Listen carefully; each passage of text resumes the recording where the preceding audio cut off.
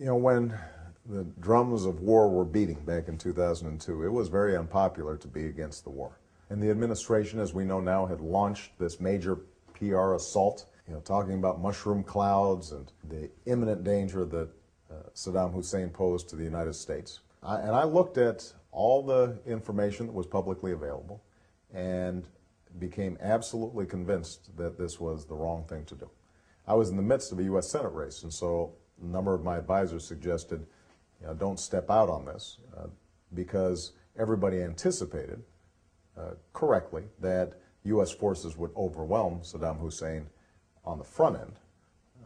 But my concern wasn't the effectiveness of the U.S. military. It was the aftermath once we had deposed Saddam Hussein, that the threat, in fact, wasn't imminent, and that this would cost us billions of dollars and thousands of lives, and that ultimately we would have no clear exit strategy, and would, most importantly, distract us from the battle that had not been finished in Afghanistan, dealing with al-Qaeda, the people who had actually perpetrated 9/11, and that it would fan the flames of anti-American sentiment throughout the world, and particularly in the Middle East. So I gave a speech at an anti-war rally here in Chicago back in October of 2002. I don't oppose war in all circumstances, and when I look out over this crowd today, I know there is no shortage of patriots or patriotism.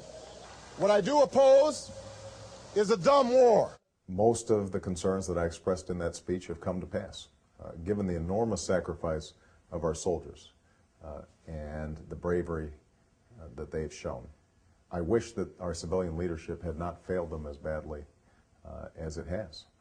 But what is now clear, after over 3,700 American lives lost, after more than $500 billion of money spent, and with what appears to be no end in sight, at least from the President's perspective, I think that we now understand that this has been probably the biggest foreign policy fiasco in a generation.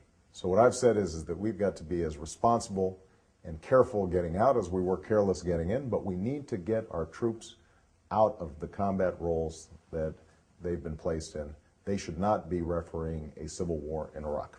I will begin to remove our troops from Iraq immediately. I will remove 1 or 2 brigades a month and get all of our combat troops out of Iraq within 16 months. Undoing the damage of this policy in Iraq is going to take years. Now, what I have said is that there are no good options left in Iraq. There are bad options and worse options. The only way we're going to achieve any semblance of stability in Iraq is if the Shia and the Sunni in particular, as well as the Kurds and other factions in Iraq, are able to arrive at a political accommodation. Iraq needs a new constitutional convention that would include representatives from all levels of Iraqi society, in and out of government. To reconcile, the Iraqis must also meet key political benchmarks outside of the constitutional process, including new local elections and revising de-Baathification. There's been no diplomatic surge, no political surge from this administration. They have simply thrown U.S. troops at the problem, and it has not worked. We need to launch the most aggressive diplomatic effort in recent history to reach a new compact in the region. This effort should include all of Iraq's neighbors, and we should also bring in the United Nations Security Council. All of us have a stake in Iraq's stability. It's going to be just as important for us to talk to all the major powers in the region, not only our traditional friends like Jordan or Saudi Arabia, but also Iran and Syria, countries that we don't like. A strong president and a strong nation are not afraid to talk to their adversaries and tell them where America stands. Not talking doesn't make us look tough. It makes us look arrogant, and it doesn't get results. Tens of thousands of people have died in Iraq since this war began.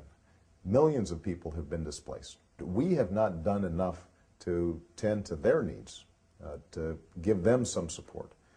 And so creating a humanitarian infrastructure, making sure that we are sending a clear signal to the factions in Iraq that genocide or ethnic cleansing will not be tolerated by the international community, and that we are keeping track of how the various factions are behaving. That will set the stage for, I think, the larger challenge, and that is for us to restore our moral standing in the world, to restore America's legitimacy in many quarters where we have seen the Bush administration erode our reputation.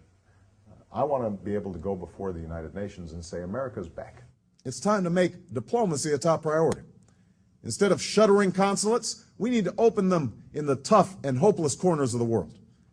Instead of having more Americans serve in military bands than the diplomatic corps, we need to grow our foreign service. Instead of retreating from the world, I will personally lead a new chapter of American engagement. Strength is measured by the power of your convictions. What are you willing to sacrifice? What are you willing to put on the table on behalf of what's right?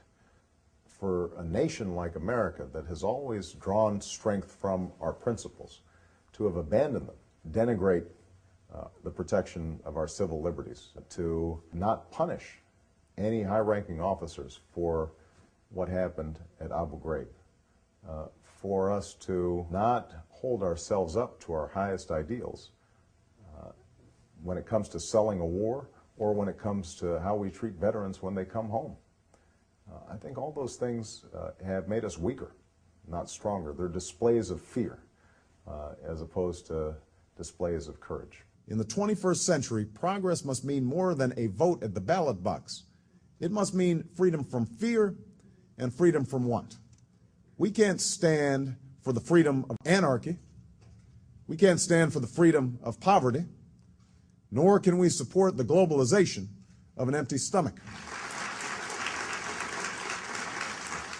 The next president's task, I think, is to end the politics of fear and to restore a politics of hope in our foreign policy. And that's what I think not only Americans are eager to see, but people all around the world are eager to see.